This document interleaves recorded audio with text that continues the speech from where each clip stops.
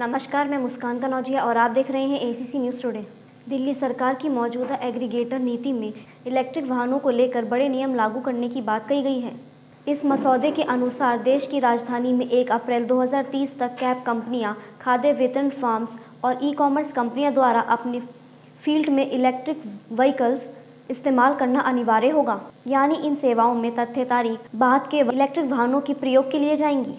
इतना ही नहीं, यदि कोई कंपनी इस नियम का पालन करने में विफल रहती है तो प्रति वाहन 50,000 रुपये का जुर्माना लगाने का प्रस्ताव किया गया है। Delhi motor vehicle aggregate scheme title से मसौदा नीति परिवहन विभाग के आधिकारिक वेबसाइट पर अपलोड कर दिया गया है, जिसमें सरकार अगले 3 सप्ताह के भीतर इस योजना का प्रतिक्रिया आमंत्रित कर रही है। यानी इस विषय पर इन सेवाओं से संबंधित सभी संस्थाओं से प्रतिक्रिया मांगी गई है। इसके आधार पर इस नए नियम का आधार तथ्य किया जाएगा।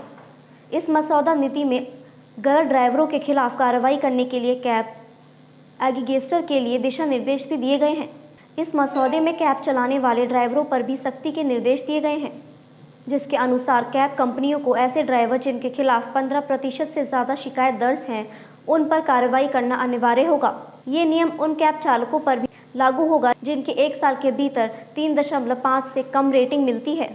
कंपनियों को ऐसे ड्राइवरों को उचित ट्रेनिंग देना अनिवार्य होगा ताकि कैब सर्विस को सुरक्षित, आसान और बेहतर बनाया जा सके। इतना ही नहीं, इस मसौदे में यह भी कहा गया है कि कैब एग्रीगेटर्स को ड्राइवर रेटिंग और ड्राइवरों के खिलाफ प्राप्त शिकायतों पर परिवहन विभाग त्रैमासिक रिपोर्ट प्रदान करनी चाहिए और ड्राइवर रेटिंग के संबंध में सभी रिकॉर्ड और पंजीकरण शिकायत परिवहन विभाग GNTCD के अंतिकृत अधिकारियों द्वारा निरीक्षण के लिए उपलब्ध होगी। इस नीति में कहा गया है कि कैब एग्रीगेटर्स जैसे ओला, उबर, रैपिडो इत्यादि को शुरुआत के 3 महीनों के भीतर ही अपने तिपहिया वाहनों के बेड़े में 10% इलेक्ट्रिक वाहन शामिल करने होंगे और आगे के 4 वर्षों में इन्हें 100% इलेक्ट्रिक वाहन करने होंगे।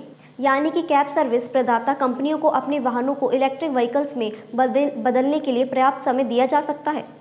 इस अनुसूचना के 3 साल पूरे होने के बाद एग्रीगेटर्स के नए तिपहिया वाहन केवल इलेक्ट्रिक 3 व्हीलर होंगे। इसके अलावा एग्रीगेटर को 1 अप्रैल 2030 तक अपने फील्ड को ऑल इलेक्ट्रिक फील्ड में परिवर्तन करने के लिए आवश्यकता होगी। ऐसे ही 4 पहिया वाहनों के लिए भी नियम बनाए गए हैं, जिसके अनुसार शुरुआत के 6 महीने के भीतर कैब कंपनियों को अपने सभी 4 पहिया वाहनों के 5% वाहनों को इलेक्ट्रिक करना होगा और अगले 9 महीनों के भीतर ये आंकड़ा बढ़कर 15% हो जाएगा। साल के अंत तक यानी कि 12 महीने में 25% और 2 साल के भीतर वाहनों की कुल संख्या के 50% वाहन केवल इलेक्ट्रिक होंगे।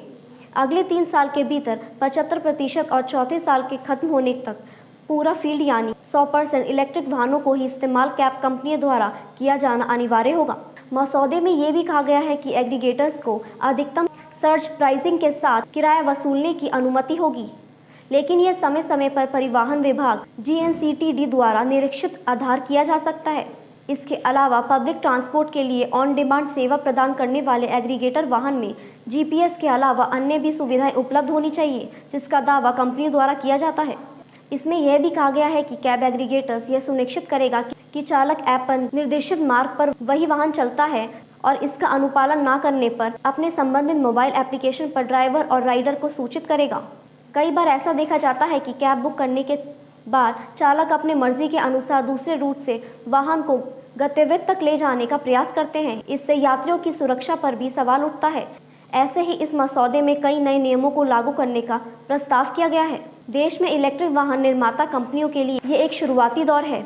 बड़े प्लेयर्स के अलावा कई स्टार्टअप भी इस सेगमेंट में अपने वाहनों को उतारने में लगे हैं। खासकर इलेक्ट्रिक 2 व्हीलर सेगमेंट में कई नए नाम शामिल हो गए हैं।